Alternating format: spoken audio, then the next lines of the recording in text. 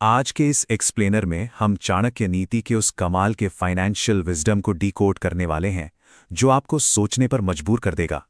क्योंकि सच मानिए, दौलत कमाना सिर्फ दिन रात पसीना बहाने से नहीं होता। ये पूरी तरह से एक माइंडसेट का गेम है। जरा चाणक्य के इस बहुत ही दिलचस्प विचार को सुनिए। उनका कहना था कि अगर दुनिया की सारी दौलत सब में बराबर बांट दी जाए ना, तो भी कुछ ही समय में गरीब फिर से गरीब हो जाएंगे और अमीर वापस अमीर बन जाएंगे। कितनी गहरी बात है। ये सीधा इशारा करता है कि असली संपत्ति आपका बैंक बैलेंस नहीं, बल्कि आपकी मानसिकता और आपकी आदतें हैं। इस बात को हम इतिहास से भी समझ सकते हैं। पुराने जमाने के राजा महाराजा या बड़े व्यापारी सिर्फ शारीरिक मेहनत पर निर्भर नहीं रहते थे। दिन रात गधे की तरह काम करने की अपनी एक लिमिट होती है ना? लेकिन अगर आप अपनी बुद्धि का घोड़ा दौड़ाते हैं, बेहतरीन रणनीतियां बनाते हैं, तो आप अपार धन आकर्षित कर सकते हैं। तो आज हम जिन मुख्य टॉपिक्स को कवर करेंगे वो हैं कड़ी मेहनत का भ्रम, धन निर्माण के नियम, पैसा उधार देने का खतरनाक जाल और अपनी संपत्ति को बचाने की रणनीतियां। चलिए आगे बढ़ते हैं। शुरुआत करते हैं हमारे पहले भाग से, कड़ी मेहनत का भ्रम। आइए समझते हैं कि सिर्फ पसीना बहाना काफी क्यों नहीं है। देखिए, चाणक्य नीति साफ कहती है कि धन हमेशा बुद्धि की ओर बहता है। जरा सोचिए, एक मजदूर दिन भर हथौड़ा चलाता है, बेतहाशा मेहनत करता है, फिर भी 2 वक्त की रोटी के लिए संघर्ष करता है। क्यों? क्योंकि फिजिकल मेहनत की एक बहुत ही सख्त लिमिट होती है।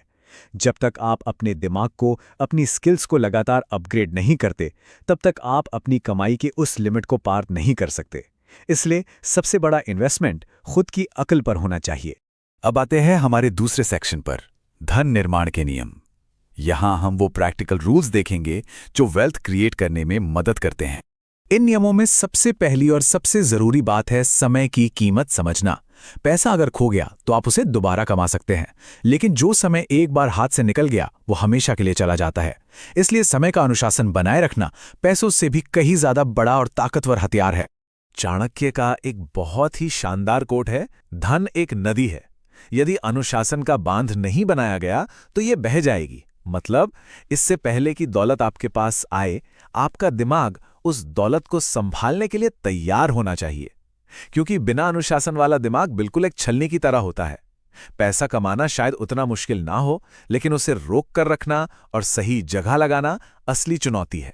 अगर हम इन 5 नियमों को समराइज करें तो अपनी बुद्धि में इन्वेस्ट कीजिए, उन मौकों को पहचानिए जो छुपे हुए हैं, समय को पैसे से ज्यादा अहमियत दीजिए, सबसे पहले अनुशासन बनाइए और सबसे खास अपनी संगति सुधारिए। कहा भी जाता है ना कि आप उन 5 लोगों का औसत होते हैं जिनके साथ आप सबसे ज्यादा वक्त बिताते हैं। अगर आपकी संगति सही है तो दौलत अपने आप रास्ता ढूंढ लेती है। लेकिन यहां हम सबको एक बहुत ही अहम सवाल पर सोचना चाहिए। लोग अपनी मेहनत की कमाई इतनी आसानी से खो क्यों देते हैं? सब कुछ जानने और समझने के बाद भी अचानक तिजोरी खाली कैसे हो जाती है? यहीं से हम तीसरे भाग में प्रवेश करते हैं, पैसा उधार देने का जाल। यही वो जगह है जहां अक्सर बड़ी बड़ी गलतियां होती हैं। इसका जवाब भावनाओं में बहकर दोस्तों या रिश्तेदारों को पैसा उधार देने में छिपा है। इसे आप एक दीमक मान सकते हैं जो मजबूत से मजबूत रिश्तों को भी खोखला कर देती है। एक पुरानी कहानी है पाटलिपुत्र के व्यापारी विष्णुदास की। उन्होंने किसी इमरजेंसी का सुनकर अपने एक रिश्तेदार को अपनी जिंदगी भर की जमा पूंजी दे दी। नतीजा, वो सारा पैसा ऐशो आराम में उड़ गया और विष्णुदास का अपना परिवार भूखा रह गया।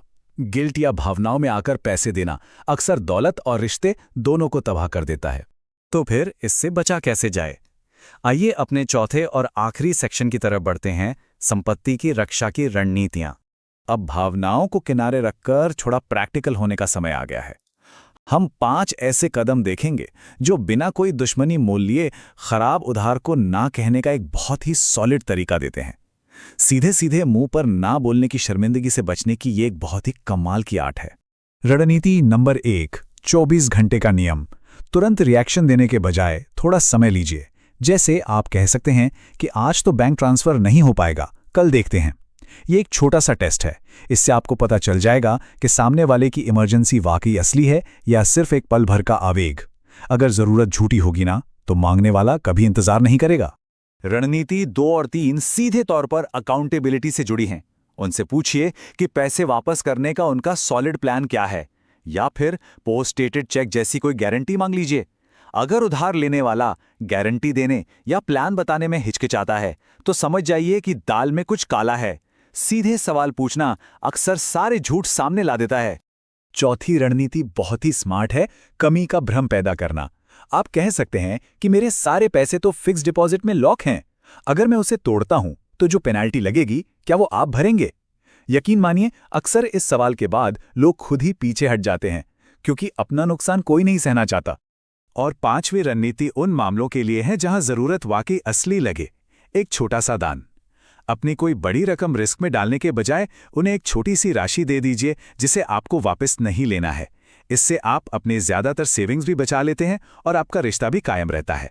ये एक ऐसा गिफ्ट है जो सारे विवादों को खत्म कर देता है। इन सब बातों का सबसे बड़ा निष्कर्ष यही निकलता है कि अपनी फाइनेंशियल बाउंड्रीज तय करना और लिखित एग्रीमेंट करना खुद के सम्मान से जुड़ा है। अगर पैसे देने से मना करने पर कोई रिश्ता टूट जाता है तो कड़वा सच यही है कि वो कभी कोई सच्चा रिश्ता था ही नहीं। अपनी सीमाओं को पहचानना ही सबसे बड़ा सेल्फ रिस्पेक्ट है।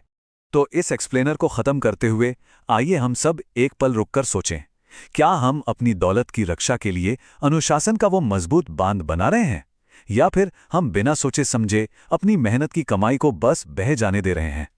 याद रखिएगा, ज्ञान तभी ताकत बनता है जब आप उसे अपनी जिंदगी में उतारते हैं। इस बारे में जरूर सोचिए।